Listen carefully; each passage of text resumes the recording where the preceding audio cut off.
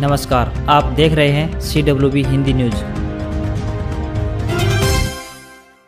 अब विद्यार्थियों को प्राइवेट स्कूल छोड़ने के लिए स्कूल लिविंग सर्टिफिकेट के लिए स्कूल संचालकों की न तो मिन्नत करनी पड़ेगी तथा न ही अतिरिक्त फीस देनी होगी। विद्यालय शिक्षा निदेशालय ने विद्यार्थियों को बड़ी राहत देते हुए SLC को ओपन कर दिया है। अब विद्यार्थी इसे कहीं से भी ऑनलाइन निकाल सकेंगे। इससे प्राइवेट स्कूल संचालकों की मनमानी खत्म होगी, क्योंकि विद्यार्थियों को SLC यानी स्कूल लिविंग सर्टिफिकेट के लिए स्कूलों पर निर्भर नहीं रहना पड़ेगा। अब तक SLC उसी स्कूल से लेनी पड़ती थी जिस स्कूल में विद्यार्थी शिक्षा ग्रहण कर रहे हैं।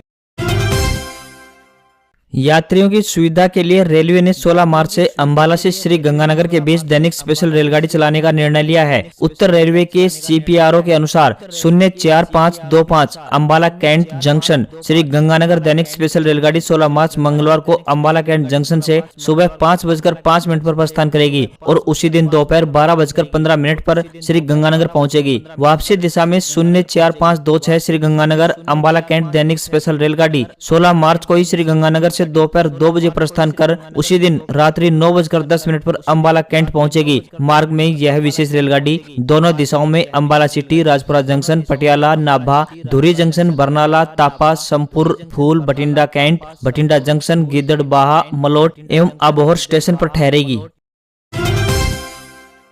कॉलेजों में छात्रवृत्ति के लिए 31 मार्च तक ऑनलाइन आवेदन। उच्चतर शिक्षा विभाग हरियाणा ने पोस्ट मैट्रिक छात्रवृत्ति के लिए स्कॉलरशिप पोर्टल बनाया है। सत्र 2020-21 के लिए SC, BC और OBC श्रेणी के विद्यार्थियों के आवेदन अब इसी पोर्टल के माध्यम से स्वीकार किए जाएंगे। ऑनलाइन आवेदन स्वीकार करने के लिए यह पोर्टल 31 मार्च तक खुला रहेगा। छात्रवृत्ति के लिए आवेदन करने के लिए परिवार पहचान पत्र होना अनिवार्य है। आधार कार्ड, हरियाणा डोमिसाइल प्रमाण पत्र, आय प्रमाण पत्र यानी वार्षिक आय 2.5 लाख रुपए से अधिक न हो, जाति प्रमाण पत्र, 10वीं तथा 12वीं कक्षा का प्रमाण पत्र, फीस की रसीद, पिछली कक्षा का प्रमाण पत्र, परिवार पहचान पत्र, BPL प्रमाण पत्र यदि हो तो, यदि पिता जीवित नहीं है तो उनका मृत्यु प्रमाण पत्र। इसके अलावा विद्यार्थी का आधार कार्ड से भी बैंक खाते से लिंक होना आवश्यक है।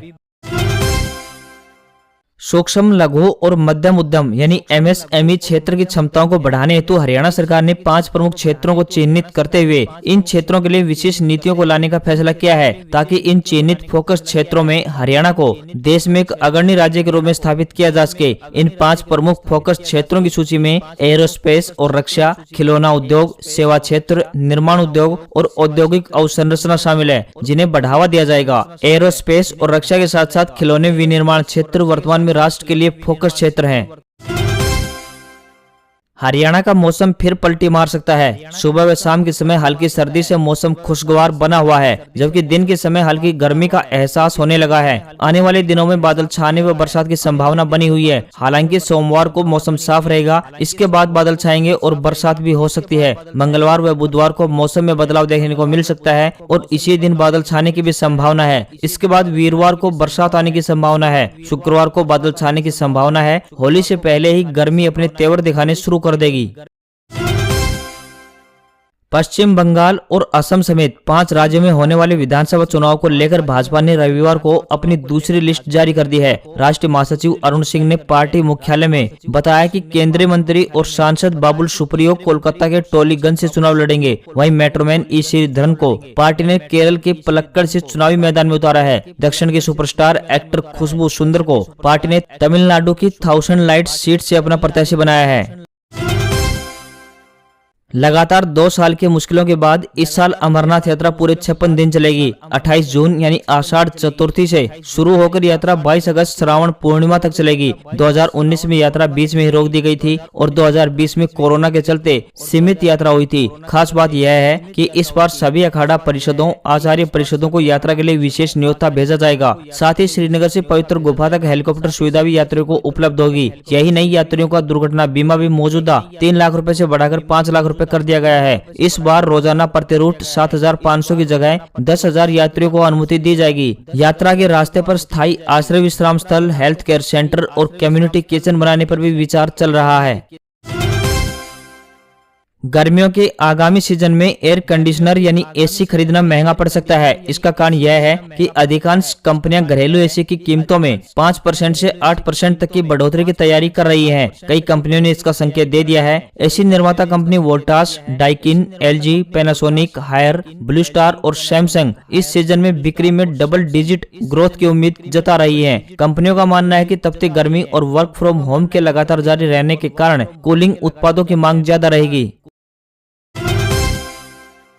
यदि आप टूरिस्ट व्हीकल ऑपरेटर हैं तो यह आपके लिए काम की खबर है। सड़क परिवहन मंत्रालय ने टूरिस्ट व्हीकल ऑपरेटर के लिए ऑल इंडिया परमिट जारी करने को लेकर एक नई स्कीम लॉन्च की है। यह स्कीम 1 अप्रैल से लागू हो जाएगी। इस स्कीम के लागू होने के बाद टूरिस्ट ऑपरेटर्स को परमिट के लिए आरटीओ दफ्तर के चक्कर लगाने से मुक्ति मिल जाएगी। सड़क परिवहन मंत्रालय के मुताबिक अब टूरिस्ट व्हीकल ऑपरेटर ऑनलाइन आवेदन के जरिए भी ऑल इंडिया परमिट ले सकेंगे। आवेदन के अलावा सभी जरूरी कागजात और फीस भी ऑनलाइन जमा होगी। यह पूरी प्रक्रिया के बाद 30 दिन के अंदर परमिट जारी कर दिया जाएगा। नए नियमों को all India tourist vehicle authorisation and permit rules 2021 का नाम दिया गया है।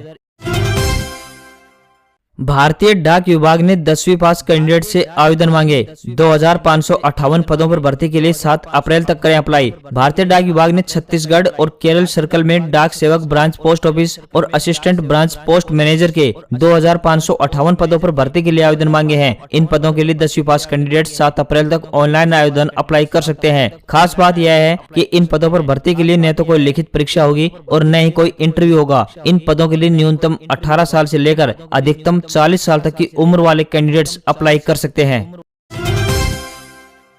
RRB NTPC exams update. विधानसभा चुनाव के चलते आरआरबी ने रद्द की परीक्षा। अगले फेज में होगा 27 मार्च को होने वाला एग्जाम। रेलवे भर्ती बोर्ड यानी आरआरबी ने अपनी ऑफिशियल वेबसाइट पर नोटिफिकेशन जारी कर जानकारी दी कि असम में विधानसभा चुनाव के चलते ऑनलाइन यानी CBT 1 परीक्षा रद्द कर दी गई है। बोर्ड के इस फैसले के बाद अब राज्य में 5वें फेज में आयोजित हो रही परीक्षा 27 मार्च को आयोजित नहीं होगी। बाकी सभी दिन परीक्षाएं तय शेड्यूल के मुताबिक ही होंगी। 27 मार्च को होने वाली परीक्षा में शामिल होने वाले कैंडिडेट्स अब 6ठे फेज में शामिल होंगे। इस बारे में रेलवे बोर्ड जल्द ही जानकारी जारी करेगा।